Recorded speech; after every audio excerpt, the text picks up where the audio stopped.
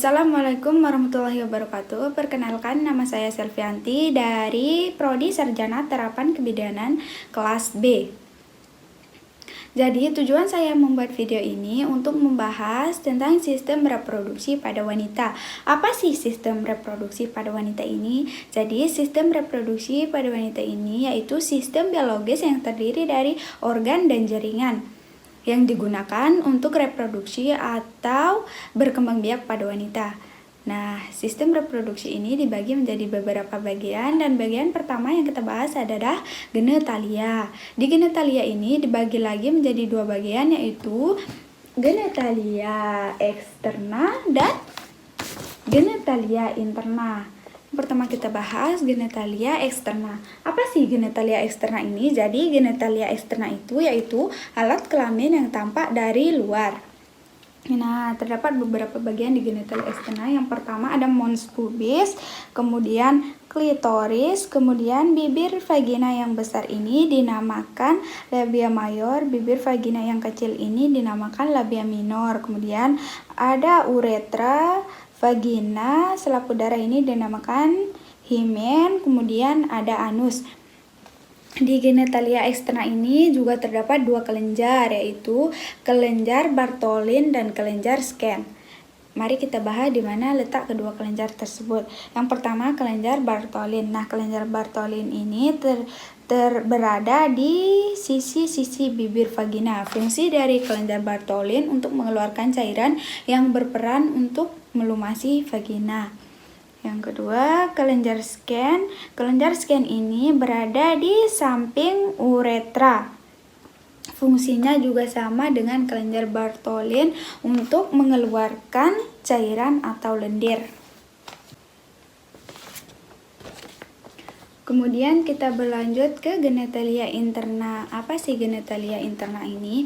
Jadi genetalia interna ini adalah alat kelamin yang berada di dalam, yang artinya tidak tampak dari luar. Ada beberapa bagian. Yang pertama kita bahas ada ovarium. Ovarium ini berfungsi untuk menghasilkan sel telur sekaligus tempat pematangannya sebelum siap untuk dibuahi, dan juga hormon seksual pada wanita seperti hormon estrogen dan progesteron. Kemudian ada uterus. Nah, uterus ini disebut juga dengan rahim. Fungsi dari uterus untuk memberi makan dan menampung sel telur yang telah dibuahi sampai menjadi janin atau sampai siap untuk dilahirkan. Kemudian ada tuba Fallopi. Tuba Fallopi ini berfungsi sebagai jalur sel telur dari ovarium menuju ke uterus pada saat ovulasi, dan juga tempat bertemunya sel telur dengan sperma pada proses pembuahan. Kemudian kita lanjut ke serviks. Serviks ini berada di bawah uterus atau rahim yang terhubung ke vagina. Fungsi dari serviks ini untuk menghasilkan selaput lendir atau cairan yang membantu sperma dari vagina menuju ke uterus. Kemudian kita lanjut ke bagian pelvis. Pelvis dibagi menjadi dua, yaitu pelvis mayor dan pelvis minor. Pelvis mayor juga bisa disebut dengan false pelvis, berada di atas linea terminalis, berfungsi untuk menyokong organ abdomen. Kemudian pelvis minor juga bisa disebut dengan true pelvis, berada di bawah linea terminalis, berfungsi untuk menyokong organ reproduksi. Kemudian kita lanjut ke bagian panggul. Secara garis besar, panggul dibagi menjadi 4 tulang, yaitu 2 tulang koksai, 1 tulang sakrum, 1 tulang koksidius. Lalu di tulang koksai dibagi lagi menjadi 3 bagian, yaitu ilium, isium, pubis. Lalu di ilium juga dibagi lagi menjadi beberapa bagian. Yang pertama ini di bagian yang tebal ini dinamakan crista iliaca, kemudian ujungnya ini dinamakan spina iliaca, yang ini dinamakan spina iliaca anterior superior, kemudian yang ini dinamakan spina iliaca anterior inferior, kemudian yang ini spina iliaca posterior superior, spina iliaca posterior inferior. Kemudian kita lanjut ke bagian isium. Yang ini tuber ischiadica, kemudian yang berlubang ini dinamakan foramen abluratorium. Kemudian yang bulat ini acetabulum. Kemudian bagian dalam yang menonjol ini dinamakan spina ischiadica. Pubis juga dibagi menjadi beberapa bagian. Bagian yang ini dinamakan rumus superior ossis pubis, yang ini dinamakan rumus inferior ossis pubis. Kemudian yang berbentuk segitiga ini dinamakan arcus pubis. Kemudian kita berlanjut ke sacrum. Bagian yang depan menonjol ini dinamakan promontorium. Kemudian bagian yang berlubang ini dinamakan foramina sacralia anterior. Kemudian bagian bawah ini namanya coccyges, terdiri dari 3 sampai 5 ruas tulang. Kemudian kita ke sendi atau articulatio. Di sini ada articulatio sacroiliaca yang menghubungkan tulang ilium dengan sacrum. Kemudian di bawah sini ada coccygeus yang menghubungkan tulang sacrum dengan coccygeus. Kemudian di sini ada articulatio symphysis pubis yang menghubungkan symphysis kiri dengan symphysis kanan. Kemudian kita lanjut ke bagian ligamen. Bagian-bagiannya, yang ini ligamentum iliolumbal yang menghubungkan tulang ilium ke tulang lumbal kelima. Kemudian yang ini ligamentum inguina yang menghubungkan ujung spina iliaca ke ujung ramus superior. Kemudian yang ini ligamentum sacroiliaca yang menghubungkan tulang sacrum ke tulang ilium. Kemudian yang ini ligamen sacrotuberosum yang menghubungkan tulang sacrum ke tuber ischiadica. Kemudian yang ini ligamentum sacrospinosum yang menghubungkan ujung sacrum ke ujung spinadica.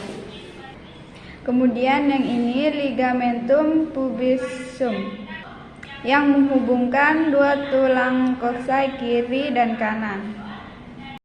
Kemudian kita lanjut ke otot atau muskulus. Jadi otot dasar bagian luar ini, bagian luar panggul itu ada yang pertama ini namanya musculus sphincter ani externus. Kemudian ada yang melingkari vagina namanya musculus bulbocavernosus. Kemudian yang ini namanya musculus transversus superficialis. Kemudian ada otot yang melingkari vagina bagian tengah dan anus, yaitu yang ini pertama ada musculus iliococcygeus, kemudian musculus ischiococcygeuus. Kemudian yang ini namanya musculus perine transversus profundus. Selanjutnya kita ke bagian bentuk panggul. Nah, bentuk panggul ini dibagi menjadi 4 bagian. Bagian yang pertama yaitu genikoid, kemudian yang kedua android, kemudian yang ketiga antropoid, dan yang keempat platypeloid. Nah, yang pertama kita bahas bentuk panggul genikoid. Nah, bentuk panggul genikoid ini hampir sama seperti lingkaran. Bentuk panggul seperti ini paling banyak ditemukan.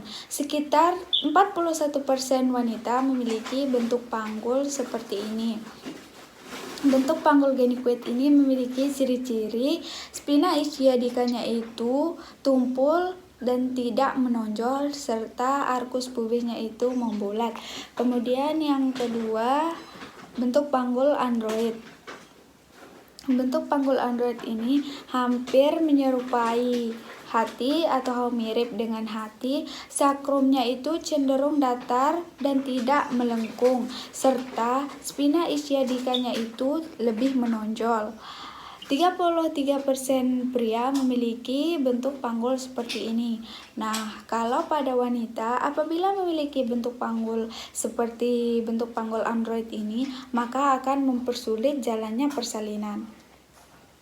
Kemudian kita lanjut ke bentuk panggul yang ketiga, yaitu bentuk panggul antropoid. Nah, bentuk panggul antropoid ini hampir mirip dengan segitiga. Lalu, diameter transversal terbesarnya itu berada di posterior di dekat sakrum. Dan spina ischiadicanya itu tidak menonjol. Bentuk panggul seperti ini lebih banyak ditemukan pada laki-laki. Nah, kalau bentuk panggul ini ditemukan pada wanita, biasanya terdapat di wanita yang memiliki tubuh yang besar, tinggi, dan memiliki tungkai yang panjang. Kemudian yang terakhir, bentuk panggul platypeloid. Nah, bentuk panggul platypeloid ini hampir menyerupai oval, lalu diameter transversalnya itu lebih besar daripada diameter anteroposteriornya itu. Terus bentuk sakrumnya itu cenderung mendatar. Bentuk panggul seperti ini jarang ditemukan baik di laki-laki maupun di perempuan.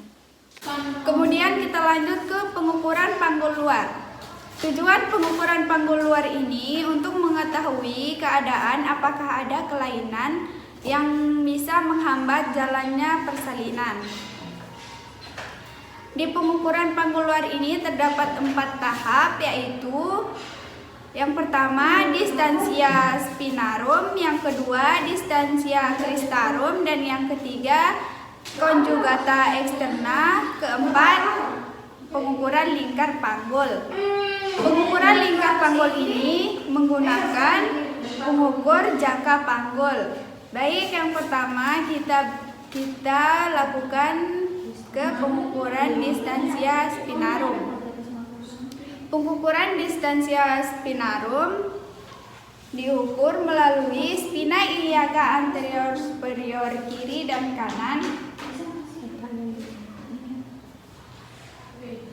Ukuran normal distansia spinarum 23 sampai 26 cm.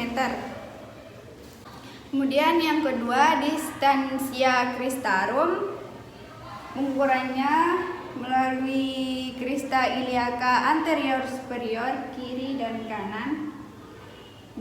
Ukuran normal distansia cristarum 26 sampai 29 cm. Kemudian pengukuran conjugata externa dari titik atas simfisis ke ruas tulang lumbal 5. Ukuran normal conjugata externa 18 sampai 20 cm. Kemudian pengukuran lingkar panggul menggunakan midline. Diukur mulai dari titik atas simfisis melingkari panggul kembali ke simpisis. Ukuran normal lingkar panggul 80 sampai 90 cm.